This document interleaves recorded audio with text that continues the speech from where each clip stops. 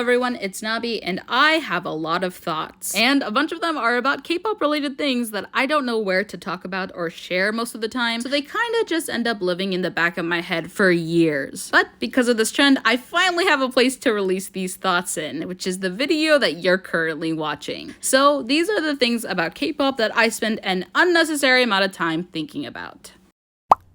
As much as I love seeing Sakura and Chaeyeon have this special moment at the end of Produce 48, I can't help but think about how orchestrated it looks. Let me explain. When Sakura is confirmed as a member of izone, she does the routine where the trainee cries and thanks everyone who helped her to get into that place. But even after she thanks everyone, the MC still asks her, is there anyone else who you're thinking about right now? She breaks down and talks about Chaeyeon, saying, I hope we can debut together. And if Chaeyeon didn't make it into the final lineup with her, that would have been pretty awkward, wouldn't it have been? Now, let's look at the emotional states the two final trainees standing are in. Chaeyeon is, for lack of better words, a mess. Chaewon is nervous but put together, and that's because she needs to be. Going up against the fan favorite for the last spot of the group, Chaewon probably realized way before everyone else that she stood no chance against Chaeyeon's popularity, as it already made no sense for Chaeyeon to be ranking so low since she literally ranked top 3 in the last episode. So her not making it into the lineup at all had to be impossible, since she was one of the trainees who consistently ranked in the top 12 throughout the competition. Being a messy and sore loser wouldn't have been a good look for Chaewon, so she knew what role she had to play in the end. Then, once Chaeyeon was announced as a final member, Mnet carefully pans to Sakura, who's hyperventilating and having more of an emotional reaction to Chaeyeon being announced as a final member than to when she was revealed as one. Coincidence? I think not. I doubt that it was the girls who put this together themselves, but Mnet is no stranger to setting things up and rigging rumors, especially when it comes to this show. So assuming they switched around placements with another trainee just to have their fairy tale ending moment for one of their most popular storylines is not shocking at all.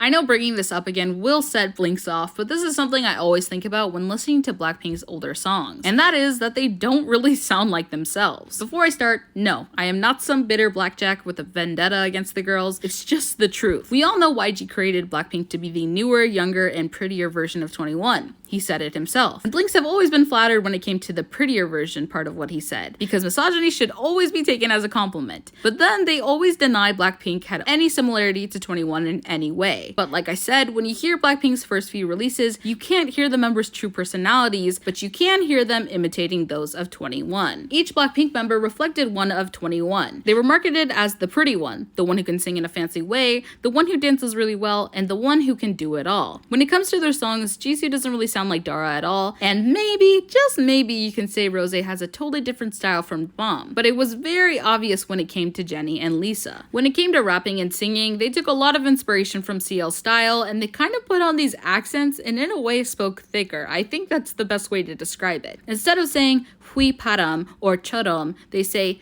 hui padam and chodom. It's a lot more exaggerated and sassier. This style and accent kind of fades around Did It Do, where it's present here and there, but doesn't fully go away until after this era. The members probably didn't do this themselves, but were most likely directed to by the management to fuel the fire between both fandoms and milk the attention they get out of it. There are so many mysteries in K-pop that I could think about, but one of the most recent ones living in the back of my head is why Jinni left nmixx. I'm not going to spit out some random theories because some of the stuff people have been coming up with is really weird, but I'm also not going to pretend like I'm totally uninterested. I know I'm not the only one thinking about it, right?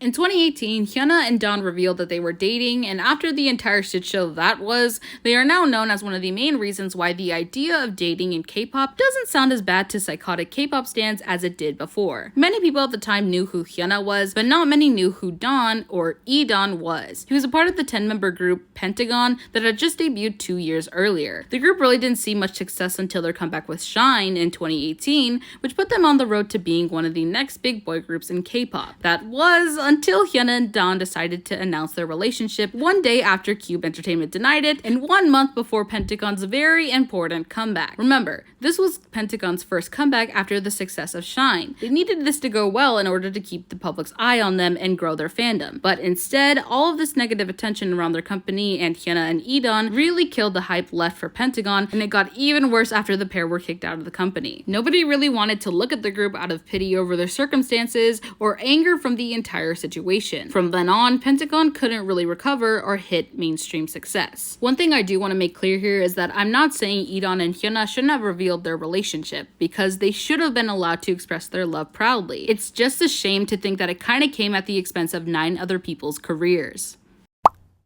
I remember when miyeon first debuted with Gidle and they were performing at an award show, a video of Jisoo reacting to her performance went viral. And if you didn't know, miyeon used to train closely with Blackpink when they were still known as Pink Punk, so she and the members are good friends. And in the video, you can see Jisoo smiling when it comes to miyeon's part. Maybe you could say I'm reading into it a little too much, but watching this clip has always been a little bittersweet to me. Jisoo looks like a proud best friend, but it's almost like you can see both the joy and heartache in her eyes. She's happy that both she and miyeon have made it and are successful, but is also sad that they couldn't do it together. I remember saying this to someone and they told me I was being delusional, so make fun of me if you want to, but it's something I will always believe in. Anyways, that's all I have for today. Did you think about any of the things I mentioned? What are some of the things in K-pop that you spend an unnecessary amount of time thinking about? Let me know in the comments down below. Before I go, I just want to remind everyone to follow me on Instagram at nabi_core and to join my Discord server. The link is in the description. Don't forget to like and subscribe, and I'll see you in my next video.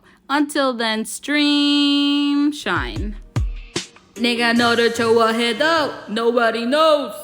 다른 여자 봐도 nobody's like you. 용기가 없어서 I'm sorry. 너만큼 비어서 그래 나는 널 사랑하는 지질이 그래 나는 머저리 난 너와 같은 거머리 꼬투리 이 세상 너 하나면 돼. Baby, I'm only yours. Like you. I'm only yours. No. 나나나나. 결국은 넌 사랑 앞에서 난 지지리. 유토다. 이 사람의